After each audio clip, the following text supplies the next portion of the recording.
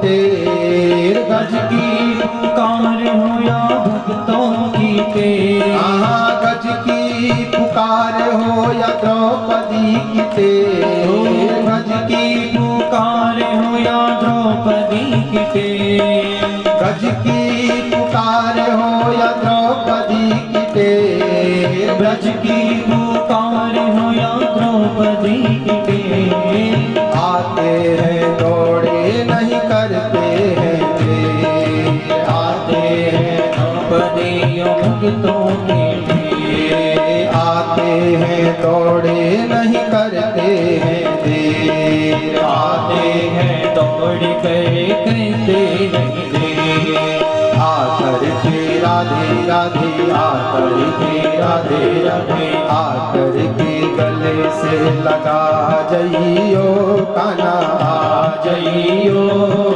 मेरा भी भोग लगा जइयो, मेरा भी लगा जइयो, हाँ हमारा भी माखन तो खा जइयो, हमारा भी माखन खा जइयो, एक दिन तो राधे राधे, एक दिन तो राधे राधे, एक दिन तो मेरे घर आ जइयो कान्हा आ जइयो, मेरा भी भोग लगा जइयो, मेरा भी भोग लगा जइयो। राधे राधे बोलिए जय हो।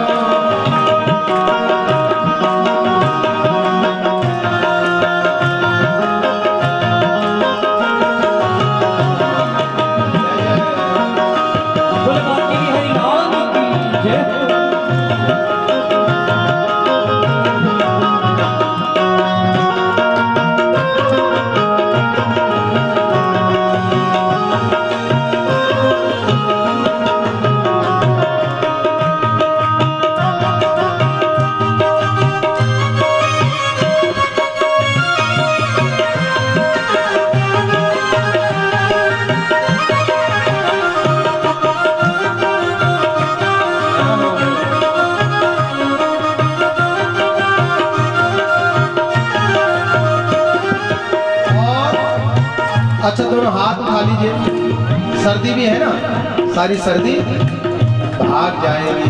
केवल हाथ उठाने नहीं है, ताली बजानी भी है। हाँ क्या कहना है, भगवान कहाँ है? लौकिक व्यवहार वृंदावन में।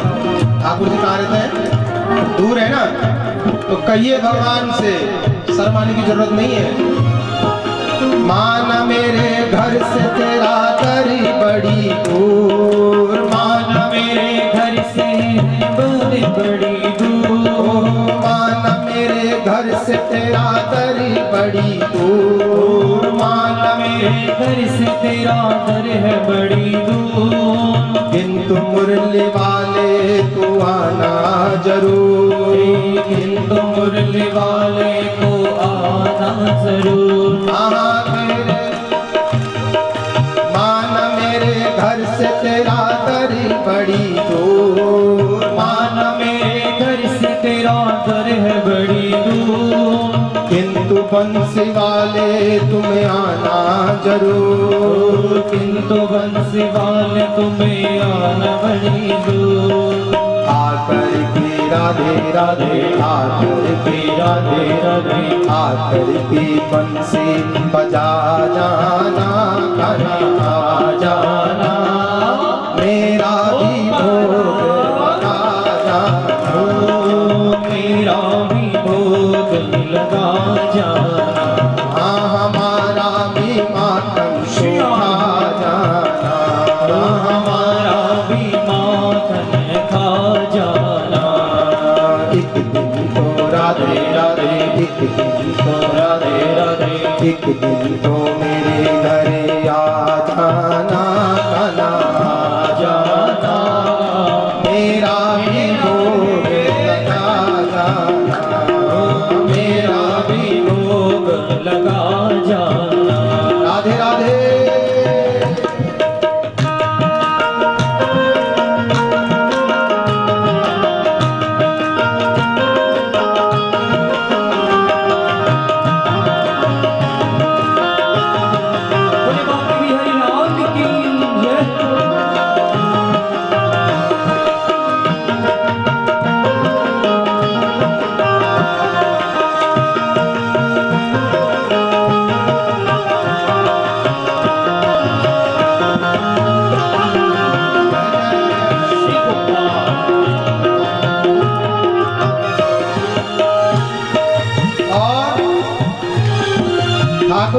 समर्पण कर दीजिए जीवन को। भगवान संसार वालों के बहुत होली है। देख लीजिए समाज में, व्यवहार में, संसार में, आप समाज वालों को संसार वालों का होकर क्या मिला? बारह ठोकर ही ठोकर मिलती है, केवल संसार वाले ठुकराते हैं। इसलिए भगवान को समर्पण कर लीजिए अपने आप को। ठाकुर जी आज तक परिवार का था, आज तक संसार का था, अब मैं आपका हो गया। कहना है भगवान से क्या? मैं भी तेरा दास तेरे द्वारे पे आया, मैं भी तेरा दास तेरे द्वारे पे आया, मैं भी तेरा दास तेरे द्वारे पे आया, मैं भी तेरा दास तेरे द्वारे पे आया। तूने मुरली वाले मेरा मान बढ़ाया, तूने मुरली वाले मेरा मान बढ़ाया। मैं भी तेरा दास तेरे द्वारे पे आया, मैं भी तेरा दास तेरे द्वारे पे आया। तूने बंसी वाले मेरा मान बढ़ाया, तूने बंसी वाले मेरा मान बढ़ाया। तेरी भी राधे राधे, तेरी भी राधे राधे तेरी भी बिगड़ी बना जइयो, बना जइयो, मेरा भी भोग लगा जइयो, मेरा भी भोग लगा जइयो। हमारा भी माखन तो खा जइयो, हमारा भी माखन खा जइयो। एक दिन तो राधे राधे, एक दिन तो राधे राधे, एक दिन तो मेरे घर आ जइयो, खाना आ जइयो, मेरा भी भोग लगा जइयो, मेरा भी भोग लगा जइयो। हमारा भी माखन तो खा जइयो, हमारा भी माखन खा जइयो। हरे रामा हरे रामा, राम राम हरे हरे, हरे रामा हरे रामा, बोलिए हरे हरे। हरे कृष्णा कृष्ण कृष्ण हरे हरे, हरे कृष्णा कृष्ण कृष्ण हरे हरे। हरे राम राम राम हरे हरे, हरे राम राम राम हरे हरे। हरे कृष्णा कृष्ण कृष्ण हरे हरे, हरे कृष्णा कृष्ण कृष्ण हरे हरे। हरे राम राम राम हरे हरे, हरे राम राम राम हरे हरे, राम राम हरे हरे।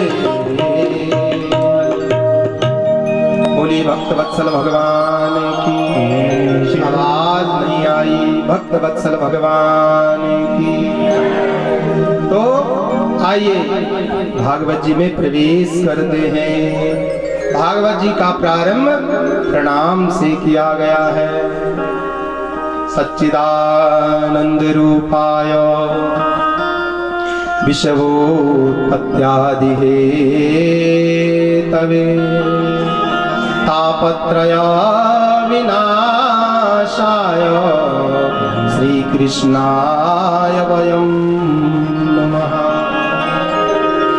बोले हम आप सब मिल करके भगवान को प्रणाम करते हैं। श्री कृष्णाय वयं नमः। अच्छा, प्रणाम तो करते हैं, पर क्या बिना परिचय के प्रणाम होता है? राधे राधे बोलो। भाई साहब का फोन आया, आपने प्रणाम किया, और रॉन्ग नंबर आया तो बोलो ना, फिर प्रणाम नहीं होता है। मतलब जिस व्यक्ति को हम जानते नहीं हैं, अगर वो हमारे से संपर्क में आए तो फिर हम प्रणाम नहीं करते हैं। तो जब भागवत जी का प्रारंभ हो रहा है और भागवत जी में कहा गया है कि भगवान को बोलो ना प्रणाम करो, तो भैया कहा गया है प्रणाम करने वाला का परिचय तो होना चाहिए। अब देखिए समझिए, 3 प्रकार से परिचय होता है। परिचय कितने प्रकार से होता है? पहले होता है रूप परिचय। आपने देखा व्यास जी थोड़ा सांवले हैं, काले हैं, सुंदर नहीं है। राधे राधे बोलो। पहला परिचय रूप से। और जब हमने आपको सुनाना प्रारंभ किया, हम जब कथा आपको सुनाएंगे धीरे धीरे, तो आपको गुण और स्वभाव का परिचय होगा कि भैया व्यास जी के गुण ऐसे हैं और व्यास जी का स्वभाव ऐसे। तो पहला परिचय बोलो ना जोर से, रूप परिचय। और दूसरा परिचय गुण और स्वभाव। अब देखो आपको हमारा कर्म पता चलेगी तो कथावाचक है, कथा वक्त है, पर अगर कोई दूसरा व्यक्ति मिले तो उसका कर्म पता नहीं चलेगा। नहीं समझे? समझ में आना? पहला परिचय रूप परिचय, दूसरा परिचय स्वभाव परिचय, और तीसरा परिचय जब आप स्वभाव से विज्ञ हो जाएंगे तब पूछेंगे भैया आप क्या करते हो। तीसरा परिचय कर्म परिचय होता है। तो भागवत जी के महात्म्य के पहले श्लोक में भगवान का परिचय दिया गया है, सच्चिदानंद रूपाय। रूप कैसा है? बोले भगवान का रूप सतगण है, भगवान का रूप चितगण है, भगवान का रूप आनंद घन है। इसलिए जो अनुष्टुप छंद का ये श्लोक है, पहला पद है सच्चिदानंद रूपाय। सत कहते हैं जो हमेशा रहता है। सत का मतलब जो आज से 100 साल पहले भी था, आज भी है और आज के 100 साल बाद भी हमेशा जो वस्तु प्रस्तुत रहती है अथवा हमेशा जो रहता है उसको कहते हैं सत। और दूसरा शब्द कहा चित। चित मतलब प्रकाश। भगवान हमेशा प्रकाश स्वरूप हैं, ज्ञान स्वरूप हैं। और तीसरा भगवान का रूप है आनंद। भागवत जी की कथा तो आपने कई बार श्रवण की होगी। जब भगवान का जन्म होता है चौथे दिन, चतुर्थे कृष्ण जन्मनी, तो क्या भजन गाया जाता है? किसी को नहीं आता? हाँ तो बोलो, नंद के बेटा भयो जय कन्हैया। ऐसे होता है? कैसे होता है? नंद के, जोर से बोलो ना, डर क्यों रहे हो? हे भगवान, क्या कहते हैं? नंद के आनंद भयो। नंद के बेटा नहीं, नंद के जो है बच्चा नहीं, नंद के संसार में आपको हर वस्तु का उल्टा मिल जाएगा। जैसे दिन का रात, हानि का बोलो ना लाभ, सुख का दुख, और आनंद का उल्टा क्या होता है? बताओ जरा। आनंद का कोई भी, जैसे दिन का रात है, सुख का दुख है, हानि का लाभ है, ऐसे आनंद का कोई उल्टा शब्द नहीं है। क्योंकि आनंद जो है साक्षात भगवान का स्वरूप है। इसलिए कहा गया है सच्चिदानंद रूपाय। भगवान का रूप परिचय दिया। समझ में आ रहा है कि नहीं? हाँ, ऐसे ऐसे करो समझ रहे तो, और नहीं समझ आया तो फिर ऐसे ऐसे करना, फिर हम दूसरी विधि से समझाएंगे। राधे राधे बोलो। तो सच्चिदानंद रूपाय। अब करते क्या है? काम धंधा क्या करते हैं भगवान? बोले विश्वोत्पत्त्यादि हेतवे। इस विश्व की उत्पत्ति करते हैं, इस विश्व का पालन करते हैं, और फिर इस विश्व का लय भी कर देते हैं। ये भगवान का काम है। तो सच्चिदानंद रूपाय विश्वोत्पत्त्यादि हेतवे।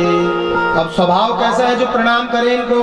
बोले तापत्रय विनाशाय श्री कृष्णाय वयं नमः। तापत्रय, पुराने जमाने में जब बुखार आता था तब कहते थे ताप आ गया। सुना है शब्द की नहीं? इसको ताप आ गया। बोले संसार के जो मनुष्य है ना, तो 3 प्रकार के बुखार से पीड़ित हैं। आदि दैविक, आदि भौतिक और आध्यात्मिक। एक तो दैविक दुख होता है, भूकंप आ गया, अग्नि लग गई, बरसात ज्यादा हो गई, दैविक।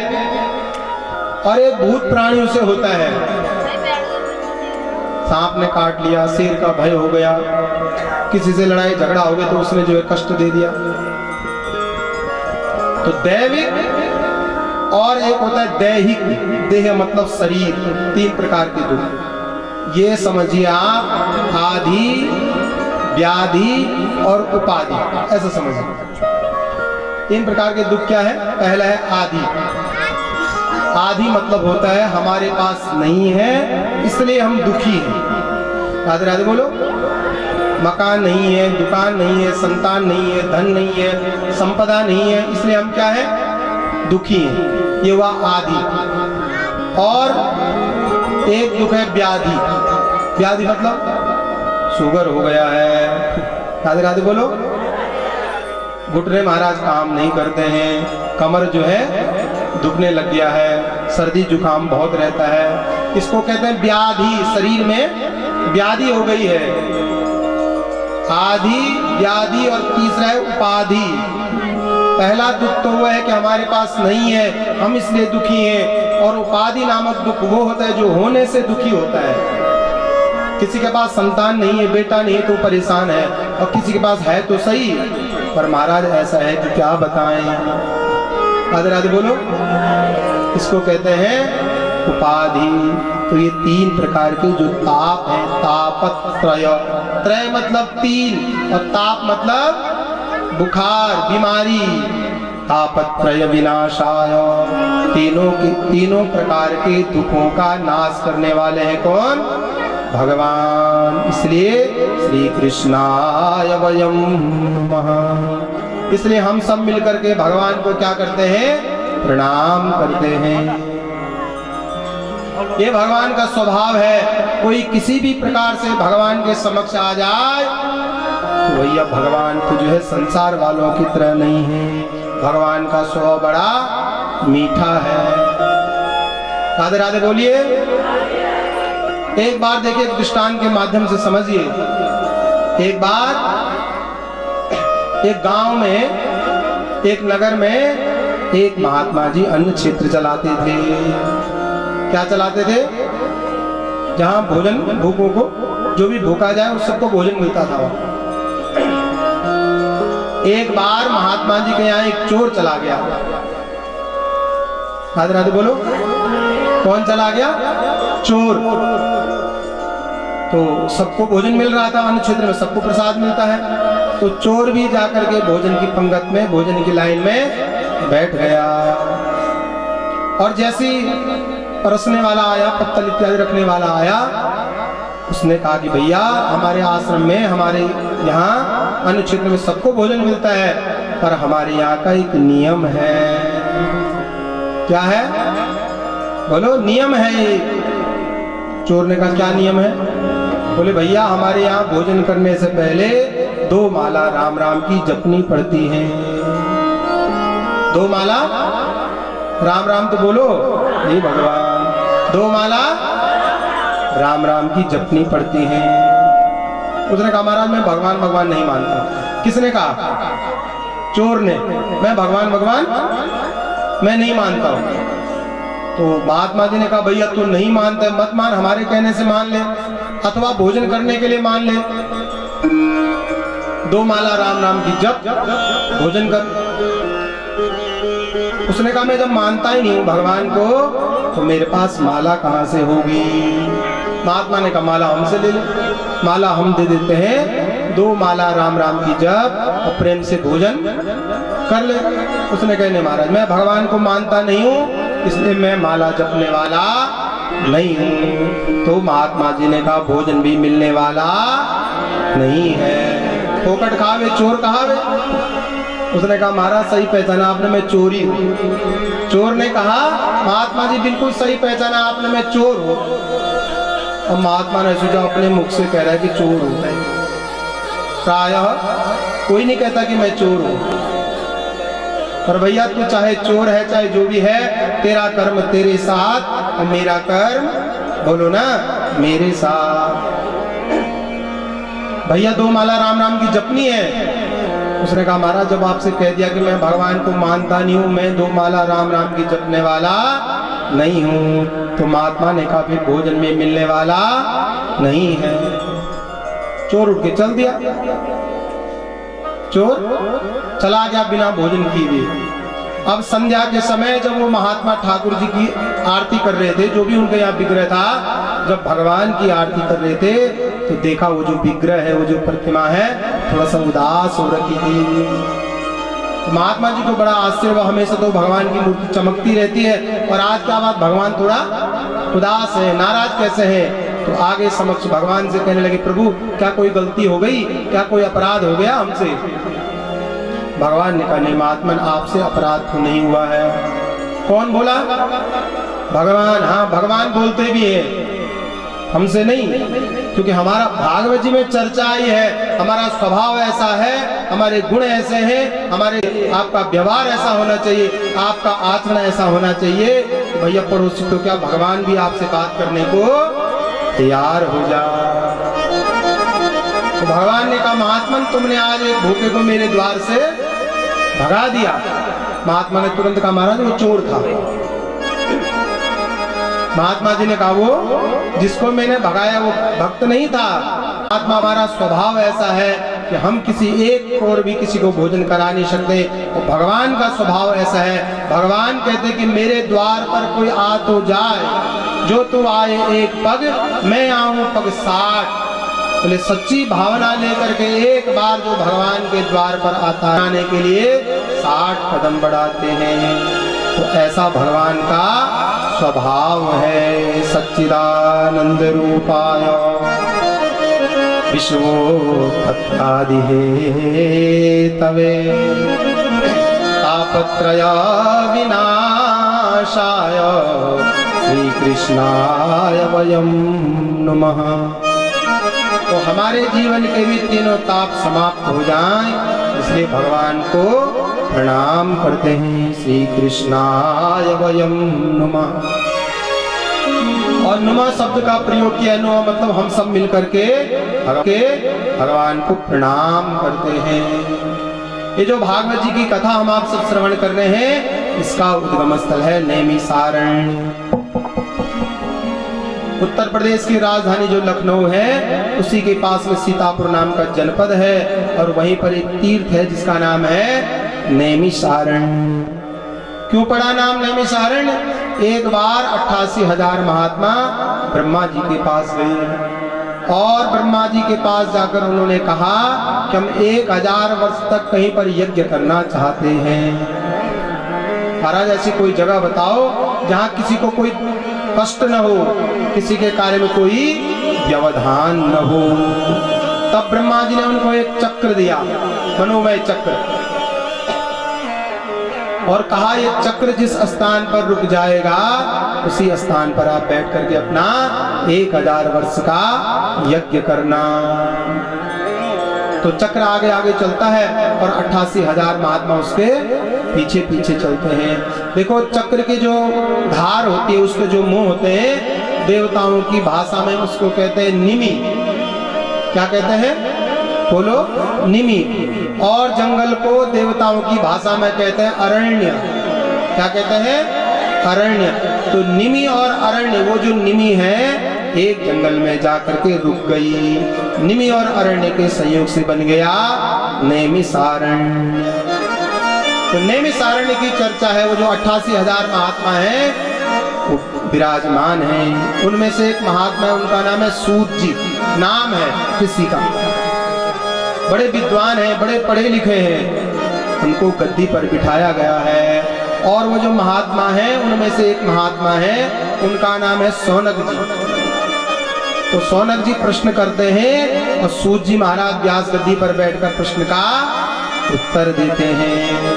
तो सौनक जी ने पूछा है, काल व्याल मुखग्रास त्रास निर्णास हे तवे। ये जो संसार है ना, ये काल रूपी व्याल के मुख में बैठा हुआ है। राधे राधे बोलिए, जम के बोलो जरा। काल मतलब जानते हो कि नहीं? काल मतलब बोलिए समय। ये भगवान काल मतलब, काल तो सबने पढ़े होंगे, वर्तमान काल, भूतकाल और तो काल मतलब समय। भागवत जी का श्लोक क्या कह रहे हैं? काल व्याल मुखग्रासः। व्याल कहते हैं सर्प को। समय रूपी सर्प के मुख में संसार का प्रत्येक प्राणी बैठा हुआ है। क्या कोई जानता है कि समय रूपी सर्प कब अपना मुख बंद कर देगा? संसार का कोई भी प्राणी जानता नहीं है। काल व्याल मुखग्रास त्रास निर्णास हे तवे।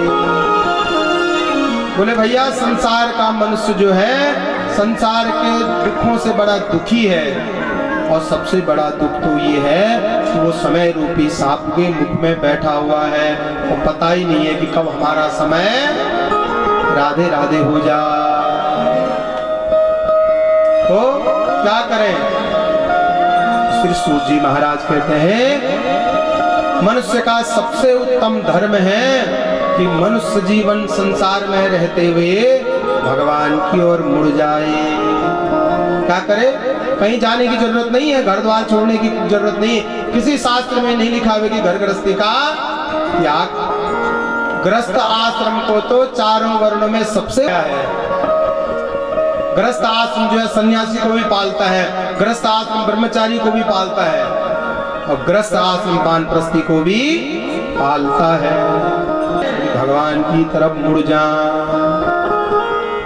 तो महात्माओं ने पूछा महाराज भगवान की तरफ मुड़ने का साधन क्या है? तब का काल व्याल मुखग्रास त्रास निर्णास हे तवे श्रीमद्भागवतम शास्त्रम पदोकीरेण भासितम। कीरेण शुकेन भासितम। सुखदेव भगवान के द्वारा गाया गया जो गीत है जिसका नाम है श्रीमद् भागवत की कथा, उस साधन को अपनाना चाहिए। देखो एक होता है साध्य और एक होता है साधन। क्या होता है? एक साध्य और एक सत्यनारायण की कथा सुनिए ना। साधु नामक वैश्य था, राजा से भगवान सत्यनारायण की कथा को सुनकर आया था। घर आया, लीलावती से कहा, उसकी पत्नी का नाम लीलावती। लीलावती से कहा कि मैं एक व्रत सुन के आया हूं और उस व्रत को करने से क्या होगी?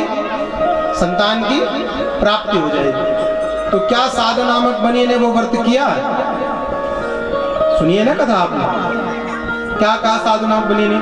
साधु नामक बनिए ने कहा पहले मेरे घर में संतान हो जाएगी और तब मैं, बोलो ना, तब मैं सत्यनारायण की कथा कराऊंगा। तो साध्य और साधन क्या है? आपने अगर छत में चढ़ना है तो सीढ़ी रूपी साधन का आश्रय लेना पड़ेगा। आपको अगर साधना बनिए को संतान चाहिए थी तो सत्यनारायण रूपी व्रत का साधन करना पड़ता था। नहीं समझे भाई? छत में आपने चढ़ना है तो सीढ़ी चाहिए कि नहीं? साधु नामक बनिए को व्रत का उपाख्यान करके संतान की प्राप्ति होनी थी, पर वो तो भगवान की लीला थी और भगवान ने उसको बिना साधन के भी संतान की प्राप्ति हो गई। परंतु भैया व्यवहार में आपको साधन तो जुटाना ही पड़ेगा। समझ में आ रहा है कि नहीं? आपको हरिद्वार जाना है, श्रीनगर जाना है तो गाड़ी रूपी साधन चाहिए कि नहीं? ऐसे ही बोले संसार सागर से पार जाना चाहते हो, संसार से भगवान की तरफ मुड़ना चाहते हो तो श्रीमद् भागवती वार्ता। तब क्या करो? बोले भगवान की कथा रूपी साधन का आश्रय ले लो। ये सीढ़ी है भगवान तक पहुंचने की। महाराज भगवान की कथा बड़ी बड़ी दिव्य है, सबको प्राप्त नहीं होती है, ये देवताओं को भी दुर्लभ है। आपने कथा सुनी है राजा परीक्षित को 7 दिन में मरने का, बोलो ना, श्राप। आपको भी कुछ बोलना पड़ेगा तभी तो हृदय पटल पर कथा छप जाएगी। राधे राधे बोलो। तो राजा परीक्षित 7 दिन का टेल मी, बोलिए, श्राप लग गया था। और राजा परीक्षित राज्य छोड़ करके इंद्रप्रस्थ से, दिल्ली से उत्तर प्रदेश सुक्रताल में आ गए। इतना तो सब जानते ही हैं, सुक्रताल में आ गई थी। और जैसी वहां पर कथा सुनने को बैठे, महाराज चमत्कार हो गया। सुधा कुंभम गृहीत्वेव देवास्तत्र समागमन प्रपास्यामो वयं सर्वे श्रीमद्भागवतामृतम्। आपने चर्चा सुनी होगी, जब भी भगवान की कथा में जाए तो खाली हाथ बोलो ना, हे भगवान, नहीं जाते हैं। भगवान की कथा हो रही थी कहाँ? सुक्रताल में। सुना रहे थे कौन? सुखदेव भगवान। और सुनने वाले थे कौन? जैसे हमारे भैया बैठे परीक्षित जी। और जैसे देवताओं को पता चला अब भगवान की कथा तो जाना चाहिए, पर क्या ले जाना चाहिए? भगवान की कथा में वो वस्तु ले जानी चाहिए जो वस्तु आपको अपने पास सबसे ज्यादा कीमती लगती हो। तो खाली हाथ नहीं आए। सुधा कुंभम गृहीत्वेव देवास्तत्र समागमन प्रपास्यामो वयं सर्वे श्रीमद्भागवतामृतम्। और अमृत का कलश लेके आए। राधे राधे बोलो। देवताओं के पास सबसे उत्तम वस्तु क्या है? अमृत। समुद्र मंथन हुआ ना, 14 रत्न निकले और 14 में सबसे ज्यादा कीमती क्या निकला? बोलो ना, अमृत निकला। तो सुधा कुंभम गृहीत्वेव, सुधा के कुंभ को धारण करके आ गए और रख दिया सुखदेव भगवान के सामने अमृत का कलश। सुखदेव भगवान ने पूछा, भैया देवताओं क्या है ये? बोले महाराज प्रपास्यामो वयं सर्वे श्रीमद्भागवतामृतम्। महाराज जी अदला बदली कर लेते हैं, ये अमृत तो आप परीक्षित को पिला दो और बदले में हमको प्रपास्यामो वयं सर्वे श्रीमद्भागवतामृतम्। बोले जो भगवान का कथा रूपी अमृत है ये तो देवताओं को पिला दो, और देवताओं का जो स्वर्ग से लाया हुआ अमृत है ये किसको पिला दो? बोलो ना, परीक्षित को पिला दो। तो आपको सुनकर बड़ा आश्चर्य होगा, सुखदेव भगवान ने देवताओं को भगा दिया। वसुधा व कथालोके व कांच मणिर्महा। बोले कहाँ तो सुधा अमृत और कहाँ कथा? वक्ता सास विज्ञायो न ददोष कथामृतम् श्रीमद्भागवती वार्ता सुराणामपि दुर्लभा। देवताओं को भी दुर्लभ है। सुखदेव भगवान ने कहा कहाँ तो भगवान की कथा और कहाँ देवताओं का अमृत। तुम हमारे साथ छल कर रहे हो। वसुधा को कथा लोके कांच मणिर्महान। तुम्हारा अमृत तो कांच है और भगवान की कथा मणि है। ये विनिमय नहीं हो सकता है। क्यों? अच्छा विचार कीजिए, अमृत में क्या गुण है और भगवान की कथा में क्या गुण है? जब कोई संसार का प्राणी इस पांच भौतिक शरीर का त्याग करके स्वर्ग जाता है, कहाँ जाता है? स्वर्ग। तो वहां देवताओं का उसे अमृत पिलाया जाता है। तो सबसे पहले तो ये सोचे कि अमृत किसको पिलाया जाता है? जो इस संसार पर अच्छे कर्म, वही तो स्वर्ग जाएगा। राधे राधे बोलो। भाई स्वर्ग में कौन जाएगा और उसको वहां अमृत मिलेगा? तो बोले सुखदेव भगवान कहते हैं कि देवताओं का अमृत जो है पक्षपाती है, केवल उसको पिलाया जाता है जो अच्छे कर्म करता है।